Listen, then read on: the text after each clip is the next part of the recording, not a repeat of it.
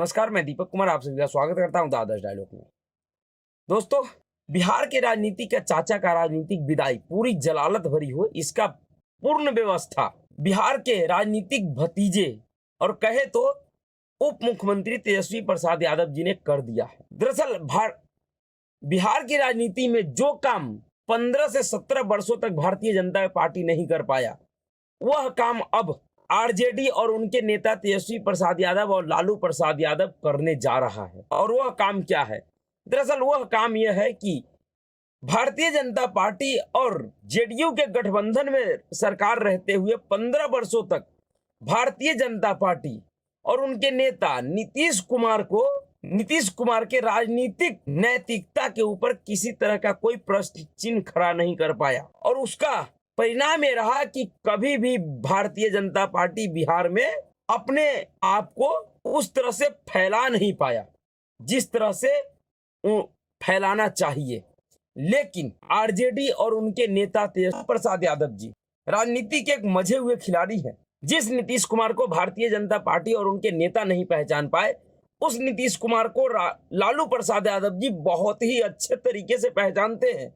उनको पता है कि नीतीश कुमार किस तरह की राजनीति करता है। नीतीश कुमार भी बहुत ही शातिर राजनेता है, लेकिन लालू प्रसाद यादव जी के सामने बिहार के चाहे कोई भी नेता हो, उनका कितना भी शातिर दिमाग ठंडा पड़ जाता है। नीतीश कुमार जी बेशक अपने शातिराना अंदाज से भारतीय जनता पार्टी के ऊपर दबाव बनाकर रख पाते थे, लेकिन इस तरह का काम वह आरजेडी के ऊपर नहीं कर पा रहे हैं। और अब आरजेडी ने, जो कि यह सत्य है कि जब तक नीतीश कुमार बिहार की राजनीतिक सत्ता से अपने आप से नहीं हटते हैं, राजनीतिक सत्ता का त्याग अपने आप से नहीं करते हैं, तब तक तेजस्वी प्रसाद यादव और आरजेडी के नेताओं और कार्यकर्ताओं का मनोकामना पूरा नहीं होने वाला है। और शायद इसी को देखते हुए, इसी को ध्यान में रखते हुए अब आरजेडी ने नीतीश कुमार जी को उनके राजनीतिक सत्ता से अलग करने के लिए अलग रणनीति पे काम कर रहा है। और वह रणनीति यह है कि किसी भी तरीके से नीतीश कुमार और उनके पार्टी जेडीयू को बिहार के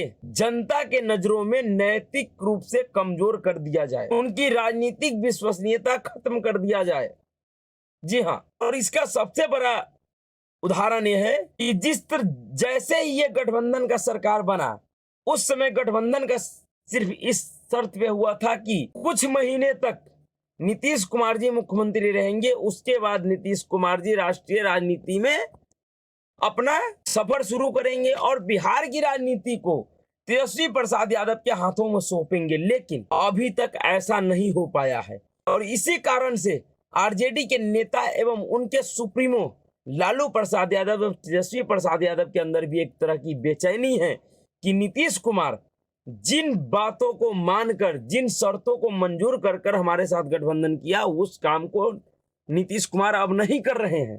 तो फिर नीतीश कुमार जी से कैसे लड़ा जाए, किस तरह से, क्या रणनीति अपनाया जाए कि चाचा नाराज भी ना हो और कुर्सी छोड़ने के लिए मजबूर भी हो जाए। तो आरजेडी ने उसका काट निकाला है कि क्यों न चाचा का जो राजनीतिक विश्वसनीयता है, जो उनकी नैतिकता है, उसको ही खत्म कर दिया जाए। और उसी रणनीति पे नीतीश आरजेडी काम कर रही है, क्योंकि जिस तरह से पहले आरजेडी के प्रदेश अध्यक्ष जगदानंद सिंह के पुत्र और महागठबंधन सरकार के पूर्व कृषि मंत्री सुधाकर सिंह जी ने हर एक मौकों पे नीतीश कुमार को जलील करने का काम किया, उसने एक भी ऐसा मौका नहीं छोड़ा जिस मौके पे उसने नीतीश कुमार को जलील ना किया हो। हर एक मंचों से किया। नीतीश कुमार को सत्ता का लालची, सत्ता का लोभी तक बता दिया। पिछले दरवाजे से राजनीति करने वाले भ्रष्टाचारियों और गुंडों के लिए शासन चलाने वाला व्यक्ति बता दिया। यहाँ तक कि उन्होंने लोगों से अपील किया था कि नीतीश कुमार जैसे नेताओं का बहिष्कार करना चाहिए लोगों को। जिस नीतीश कुमार को एक तरफ आरजेडी के युवा नेता तेजस्वी प्रसाद यादव अपना अभिभावक मानते हैं, फिर उस नीतीश कुमार का आरजेडी का एक छोटा मोटा एमएलए या छोटा मोटा एमएलसी इस तरीके से जलील करे, यह कैसे हो सकता है? क्या ये बगैर आरजेडी के टॉप लीडरशिप के मर्जी और सहमति के हो सकता है क्या? बिल्कुल नहीं। दरअसल यही रणनीति है आरजेडी का कि नीतीश कुमार और उसके पार्टी का बिहार की राजनीति से, बिहार की राजनीति में जो उसका राजनीतिक विश्वसनीयता है, उनका राजनीतिक नैतिकता है, उसको खत्म कर दिया जाए, जिससे मजबूर होकर या तो नीतीश कुमार अपने पार्टी का मर्ज ही आरजेडी में कर ले या फिर वो मुख्यमंत्री पद से इस्तीफा दे। और जब तक इस्तीफा नहीं देता नीतीश कुमार, तब तक तेजस्वी प्रसाद यादव का भविष्य अंधकारमय है। और अब तो और अधिक होने लगा है, क्योंकि तेजस्वी प्रसाद यादव खुद एक चार्ज शीटेड अपराधी हो चुके हैं। कभी भी तेजस्वी प्रसाद यादव की गिरफ्तारी हो सकती है, कभी भी जेल जा सकता है। ऐसी स्थिति जब आरजेडी में है, तो आरजेडी और चाहेगा कि किसी भी तरीके से तेजस्वी प्रसाद यादव बिहार के मुख्यमंत्री बन जाए, जिससे उनको एक कानूनी तौर पे एडवांटेज मिले। लेकिन क्या नीतीश कुमार ऐसा होने देगा? दरअसल नीतीश कुमार को भी पता है कि आरजेडी और उसके सुप्रीमो लालू प्रसाद यादव बहुत ही घाघ नेता है, और वह नीतीश कुमार और उसके पार्टी जनता दल यूनाइटेड को बिहार में निपटाने के लिए कोई भी चाल चल सकता है। और अगर आरजेडी अपने चाल में कामयाब हो गई, तो फिर नीतीश कुमार और उसकी पार्टी जेडीयू का हैसियत उसी तरीके का हो जाएगा जिस तरीके से दूध में पड़ी हुई मक्खी का हो जाता है। अभी वर्तमान में जिस तरीके से देश में राजनीतिक घटनाएं घट रही है, खास करके महाराष्ट्र की राजनीति में जिस तरीके की घटनाएं घटा है, जिस तरीके से चाचा भतीजे के बीच में जिस तरीके से एनसीपी का हाल हुआ है, उनके परिणाम को देखकर नीतीश कुमार और उसके पार्टी के बहुत सारे नेताएं बुरी तरह से घबराया हुआ है। उनको समझ में नहीं आ रहा है कि वो करे तो क्या करे।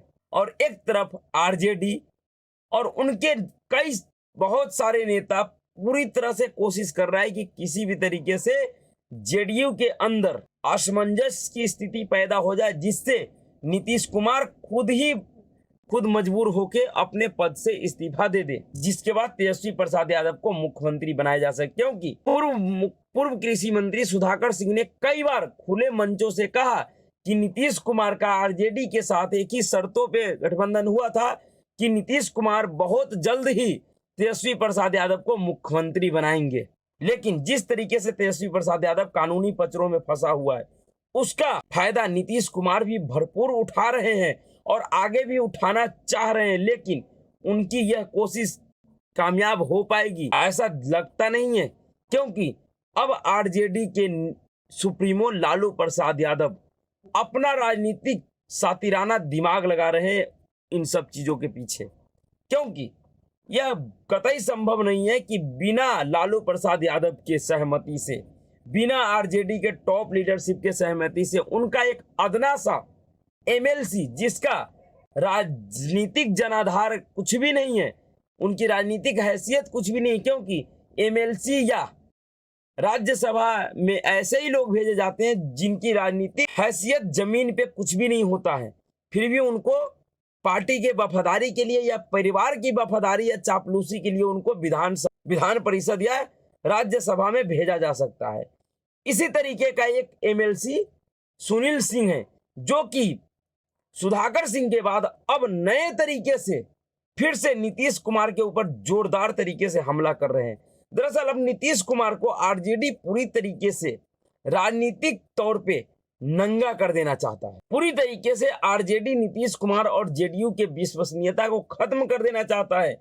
एक तो पहले ही नीतीश कुमार और उनकी पार्टी बिहार की नहीं देश की राजनीति में इतने अविश्वसनीय हो गए हैं कि देश का कोई भी नेता इनके ऊपर भरोसा करने के लिए तैयार नहीं है। उसके बाद आरजेडी के नेता विधायक से लेके एमएलसी तक जिस तरीके का हमला नीतीश कुमार के ऊपर कर रहा है पिछले विगत कुछ दिनों से, उसको देखते हुए यही लग रहा है कि जो काम अब तक भारतीय जनता पार्टी और उसके नेता नहीं कर पाए बिहार के राजनीति में, वह काम आरजेडी और उनके नेता लालू प्रसाद यादव करने जा रहे हैं।